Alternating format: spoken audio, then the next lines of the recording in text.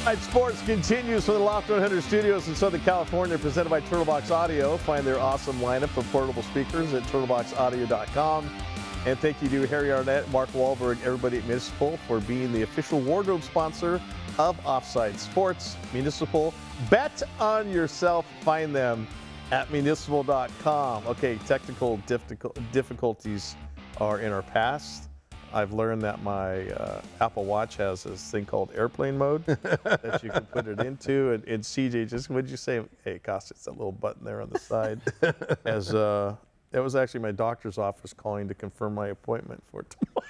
Thanks. So, my apologies. Yes, we there. heard. It's just okay. It's once in a while it's your turn in the barrel. It's my turn in the barrel today. Okay. I do not profess to be the world's biggest soccer fan or that knowledgeable on the sport. You know, we watch it when World Cup rolls around or when your team is doing well. You know, it certainly makes news. But CJ is our go-to when it comes to a number of things. But he's also a massive soccer fan. And CJ, would you say that La Liga has they've got one caught in the ringer over this, or what's happening? Kind of explain to the audience what's going on. Yeah, absolutely. And I'm a huge English Premier League fan, and that's kind of why we're in this predicament. So La Liga, the top soccer league in Spain, is receiving backlash from its players about recent decisions made by them. Barcelona, one of the most famous teams in the world, Sure. Is expected to play Villarreal in Miami next year in the United States. And so this has made players extremely upset, and we've been seeing them protest on the field. So there's been different sorts of protests from the players, and I believe that when play is put, or the referee says, all right, we're underway, or starts play, they just sat there. Was it 30 minutes? 30 seconds or a minute where they just didn't move around. Yeah, teams have just been sitting there with the ball for 15 seconds, and here you go, you can watch. So obviously the clock is ticking, and they're just like, now is this? Do you think this is obviously a combined? Both teams got together and said, hey, we're going to do this. Both teams, and this isn't the only game that it's happening in. It happened in a bunch of places for a whole week. Teams, as the game began, they were just stopping. And do they have a leg to stand on? I mean, they're very, very obviously. The fans love their sport. They love football. They love their teams, and the players are just as rabid as the fans are. They do not want to take it away and over to the United States. They want to keep it there in Spain or wherever they're going to play. Is that a hill to die on, or what do you think? So it has a lot to do with the tradition of them wanting to, play their league in their country. Right. It also has a lot to do with the fact that there's 20 teams in La Liga, and they play one home and one away game to make up 38 games. Villarreal was going to be playing that home game against Barcelona. If they go play in Miami against Barcelona, the home of Lionel Messi, who plays at Miami FC now, they're basically playing two home games for Barcelona. Okay. So they're having a huge disadvantage. The reason why the league wants to do it is to grow the game. Sure. And grow their league, really, and catch up with the Premier League, who's got a huge presence in the United States. How close are they to catching up with the? Not close, really. There's still a pretty good discrepancy. Yeah, worldwide, I would say a lot of more fans follow the Premier League. Yeah. However, La Liga is still one of the top leagues in the world. So. I think that they just see a lot more money in the United States. There's people that follow La Liga in other parts of the world, but not necessarily here in the United States. Okay, so, I think about, it's funny when, I don't know how you guys feel, Dave or Allison, but when CJ mentioned, they want to grow the game, and I think in terms of what is the number one sport in the world, F1 is up there, but obviously soccer, as far as people playing it, kids playing it worldwide, and fans of it. Soccer, it's number one with a bullet, right? So why would you have to? Do you feel soccer needs to grow? No, I think it is where it is. The deal is, I think, in the United States, and for me as a sports fan, I mean, I love baseball. I mean, we just talked about it. There's nothing I enjoy more than watching football, though. You know, Yeah, me too. Real football, NFL football, college football, no, Yeah. football stuff. Sorry, and I don't see Barcelona with the lisp like you're supposed to and all that stuff either. But I'm not a fan of soccer. I mean, I'm not. But it was the first sport I played because anybody could play. Yeah. You know, you're 4 or 5 years old. You go to the Y, you sign up, they give you a T-shirt, and you're running around like a maniac. And I'll never forget what my first soccer coach told me. He stuck me in goal, and some big giant kid came down the field and smoked a ball right into my forearm and.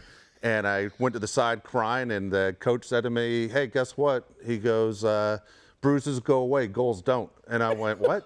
I go, "I hate this sport."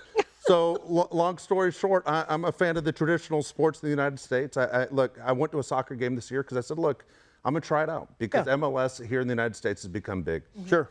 I was so goddamn bored, I can't tell you. It was worse than being on the treadmill when I'm sitting there watching the clock tick, like, when is this over? Yeah. And that's why I felt. I wanted out. I just haven't grown into it. I admire CJ, though, because CJ and my son are into it like you wouldn't believe. But it's not for me, Mike. It's not for me either, and unfortunately I'm bored to tears. But you can't look at all those packed stadiums and the millions of fans and think they're not getting it. Something's wrong there. No, obviously they get it. Just because it's not my cup of tea, hey, more power to you. Allison, you've got 3 boys that I'm sure grew up playing soccer. When they were little. I mean, it was kind of their first sport, t-ball and, and soccer. But did you ever think that, okay, this is, they need to get in this and I would really love to see this sport grow? Or were you already of the mindset, it is what it is, it doesn't need to? Is it a combination of things, do you think, CJ? Are they trying to grow the sport?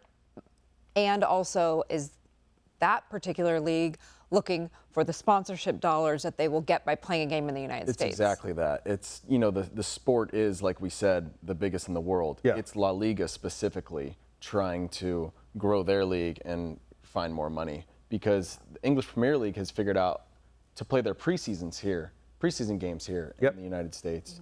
And to tie it back into what we all love in football is we're watching the NFL go play games all over the world now, and we get to watch in, was it Madrid? Madrid this Sunday, sure. This Sunday. And Berlin last week. And obviously we have the London games and Dublin. Okay, here's Dublin as well. Here's my problem with that. We don't need those overseas games in the NFL. And like you talked about, preseason games for Premier League. Premier League. If you're the NFL, play your preseason games overseas. Why you have to have a regular season football game in Berlin or London? Because I think we're going to get to the point where the straw that breaks the camel's back is it going to be the Jaguars who move to London and become the London Monarchs like we used to have in the World Football League, whatever they used to call it? You don't need it there. It's impossible logistically unless you're going to have a team there. Let's say, CJ, it is the Jags. You're going to play 4 games in London. You're going to play 4 games in the States. 4 games in the Londons, 4 games in the States. Because even breaking it up into 2 and 2, you'll kill your players with the time changes. Well, and you wonder at what point is the NFL Players Association going to step in? That's another and thing say this is too much for us. Like, why are we traveling? We already are getting our brains beat out. Why are we also having to travel clear across? Well, especially if you're Seattle, you're the Rams, or the 49ers. Correct, and like, then what? you're going even further. And then the Rams I know stayed in Baltimore before they went over. So it's like so now they're away from family and home and all of those things for weeks, and it just the NFL doesn't need the money. So and they're different from what you're saying. It's probably more about growing the sport, I guess, internationally. Yeah. But I feel like for the players and for the fans who are now missing a home game. You're missing a home game as well. Yeah, and like the La Liga teams are getting mad. They don't want those games being played there because each game is so important with the home and away. I don't want to ever see our divisional games be played like we opened up in Brazil with the Chiefs and the Chargers. And Great I'm like, point. you guys. I didn't think about that. Great point. Now the Chargers have a leg up because the Chiefs are going to miss out, I believe, on their home game against the Chargers. Correct. No, the other way around. Chargers lost a home game. Oh, is that what it was? Well, then good thing they won it because But you know what they did, though? They completely took the home field advantage away. If you remember that first game of the season, one end zone said Chiefs, one end zone said Chargers. Right, and it should be the year before, both of them end zone said Eagles when the Eagles had to do it. Yeah, it should be that however you're going to designate coin flip or whatever, that should be your home game, and try to make the stadium look as much like your home field as possible. It's going to be interesting to see what happens, but I'm kind of, I don't know about you guys, but I'm like, yeah, keep the tradition. Preseason games fine, move them overseas. It's always follow the money, though. You're right. Just like Allison said, the NFL doesn't need the money. They'll always say there's always money out there for. All right, the college football playoff rankings are going to change again after this last weekend of play. Do we have a clear-cut powerhouse who's going to run roughshod over the field of 12? We'll tell you if there is, and also give you our weekly NFL power rankings next. Keep it here.